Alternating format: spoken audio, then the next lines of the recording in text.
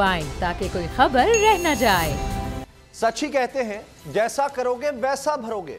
Peoples party मौलाना फजलुर रहमान के आजादी मार्च की हिमायत करके हुकूमत के लिए जो गड्ढा खोदने का सोच रही थी, आज लाड़काना के ज़िम्नी इंतखाबी नतीजे की सूरत खुद इसमें जा गिरी है। बुग़्ज़ इमरान में पीपल्स पार्टी ने बिलावल भुट्टो जरदारी ने ना सिर्फ मौलाना के धरने की हिमायत का ऐलान किया, बल्कि सिंध हुकूमत को मुकम्मल ताउन का हुक्म भी सादर कर दिया। लेकिन सियासत में कौन किसी का सगा होता है? यहां प्यारे होते हैं तो सिर्फ अपने मफादात। सो आज मौलाना फजलुर रहमान पीपल्स पार्टी को वो सबक दे गए हैं जो इसे मुद्दतों याद रहेगा।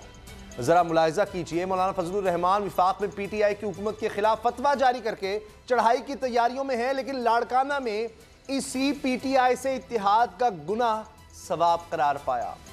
खबर यह है कि गैर हतमी गैर सरकारी नताइज के मुताबिक PS11 लाड़काना के ज़िमनी इंतखाबात में मौलाना फजलुर रहमान के हिमायत याफ्ता उम्मीदवार ने पीपल्स पार्टी के उम्मीदवार को हरा दिया है। पीपल्स पार्टी मौलाना के उम्मीदवार पर धांधली का इल्जाम भी लगा रही है। कमाल है। अब सवाल यह है कि मौलाना फजलुर रहमान से एक गहरा घाव खाने के बाद भी क्या पीपल्स पार्टी की मौलाना के एहतजाज से मोहब्बत बरकरार रहेगी या फिर इसका जवाब दिया जाएगा? दूसरी तरफ यह बात भी दिलचस्पी से खाली नहीं। आज जो लोग मौलाना फजलुर रहमान के एहतजाज की हिमायत कर रहे हैं, 2018 के इंतखाबात में इन्हीं जमातों के हाथ अक्सर JUI उम्मीदवारों को शिकस्त का सामना करना पड़ा। इंतखाबात के बाद इन्हीं ने एक दूसरे के खिलाफ धांधली का इल्जाम भी लगाया और अब इसी धांधली का शोर मचाकर हुकूमत के खिलाफ तहरीक शुरू करना चाहते हैं, इंतशार फैलाना चाहते हैं। लेकिन लाड़काना में PP से होने वाला सलूक सबक है कि ये भी जैसा करेंगे वैसा भरेंगे। सियासत में इसी मकाफात अमल पर बात होगी। साहब बाबर डोगर साहब मेरे साथ हैं, मगर आज की डेवलपमेंट्स पर पहले रिपोर्ट देखते हैं, उसके बाद दिलचस्प तबसरे की तरफ आएंगे।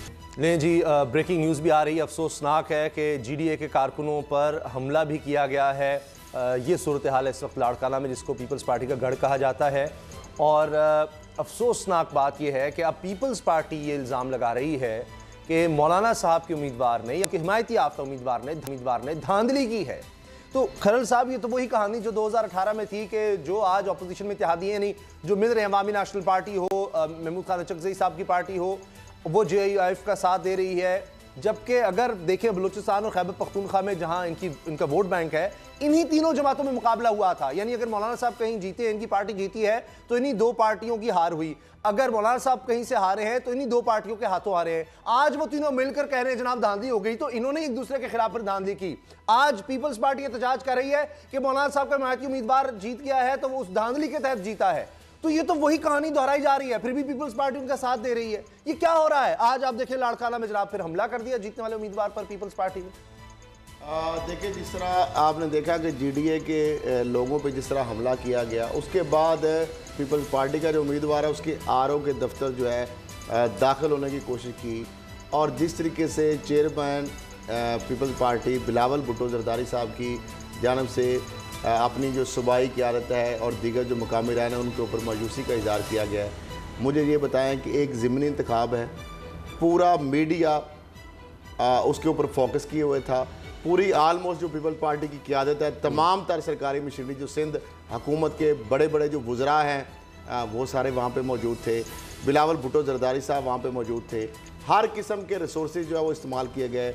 अपनी चूँकि इंतज़ामिया हल्का बंदियाँ बनाती है, डिप्टी कमिश्नर इनके थे, महकमा एजुकेशन इनके पास है, हेल्थ इनके पास है, मर्ज़ी के लोगों की ड्यूटियाँ लगवाई गई, पोलिंग का जो सारा स्टाफ है वो इनका मर्ज़ी से लगवाया गया। इलेक्शन कमीशन ने नोटिस भेजा कि बिलावल भुट्टो कैसे कैंपेन चला रहे हैं, यहाँ पर सारे वजीर कैसे कैंपेन चला रहे हैं। अच्छा, और अब मायूस है कि क्या हो गया? चोर कोतवाल को डांटे।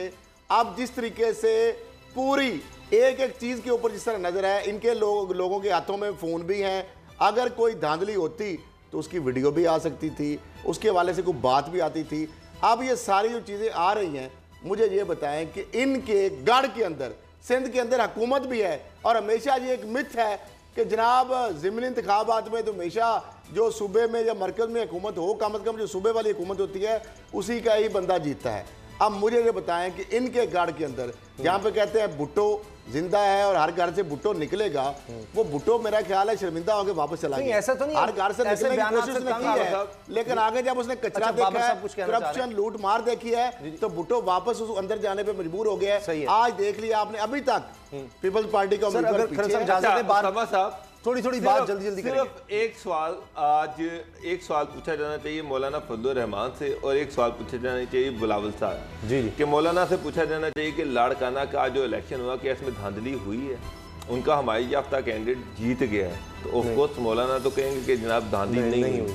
बिलावल साहब से पूछा जाएगा, बिलावल साहब यकीनन कहेंगे कि धांधली हुई। ऑलरेडी कह रहे हैं। अच्छा, वो कह रहे हैं कि धांधली हुई है और मौलाना कह रहे हैं कि मेरिट पे इलेक्शन हुआ है।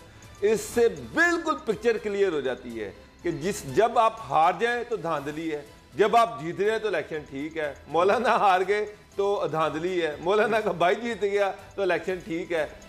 और एक अहम चीज़ जो है आज परवेज खटक साहब ने जो है ऑफ़र कर दी, उन्होंने वो कि जनाब हम मुज़ाकरत करना चाह रहे हैं, हम इनके साथ बैठना चाह रहे हैं, उनसे बातचीत करना चाह रहे हैं कि इनके मसाइल क्या, ये चाहते क्या हैं। उसामा साहब, इशू ये है कि अगर ये धांधली का इशू है तो ये डिस्कस करें, सीट टू सीट डिस्कस करना चाहिए, बताना चाहिए कि जनाब इन सीटों पर हुई है, ये हल्के खोल दें, हम ये हल्के खुलवाना चाह रहे हैं। नून लीग भी खुलवा ले, पीपल पार्टी भी वो हल्के दे दे जहाँ पे इनको है, और उनमें से आप कोई 2, 4, 5 हल्के ले लें, उसमें इलेक्शन कमीशन की ड्यूटी लगा दें, कोर्ट्स की ड्यूटी लगा दें, उसको बुलाएं, उस पर एक कमीशन बैठा दें, उनको चेक कर लें।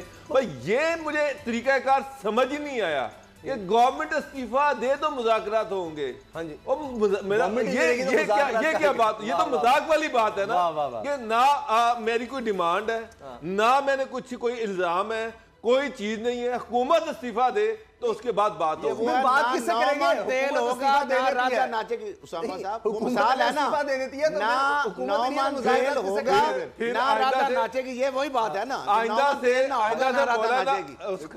आइंदा से मौलाना के कहने पर हुकूमत बना भी लिया करें और मौलाना के कहने पर हुकूमत तोड़ भी लिया करें। मौलाना को कभी किसान अच्छा उसामा साहब, तो अब सब चीजों को वज़ीर-ए-आज़म बना दे, वो तो अमेरिका से रिक्वेस्ट करते रहे कि आप बनाइए। चीजों का एक वन काती आपको फार्मूला बताऊं, मौलाना साहब फौरन खत्म कर दे हर चीज। हुकूमत सिर्फ ये कह दे कि सिर्फ मौलाना साहब जिन्होंने डिमांड भी नहीं की कि मेरे हल्के के दोबारा रिकाउंटिंग कराई जाए या वहां यकीन था नहीं कि मुझे ये सीट मिल जाएगी, तो सारी चीजें खत्म। मैं आपको एक और बात बताऊं, क्योंकि उनकी कमजोरी है डीजल के बगैर असेंबली की बात की मौलाना ने फिर आ जाना है। मैं आपको बताऊं, वहां पर री इलेक्शन करवा दे, ये फिर आ जाए, तो बात नहीं कर रहे ना, वो तो फिर वो तो ये कह रहे हैं उनसे सवाल किया गया, उनसे पूछा गया कि आप कह रहे हैं दोबारा इलेक्शन हो जाए, अगर दोबारा इलेक्शन में पीटीआई जीत गई तो फिर उन्होंने कहा जी मैं फिर इस गवर्नमेंट के खिलाफ कैंपेन चलाऊंगा, और जब तक पीपल्स पार्टी पीटीआई हारती नहीं उस वक्त तक मैं कैंपेन चलाते ही रहूंगा। सब्सक्राइब करें और बेल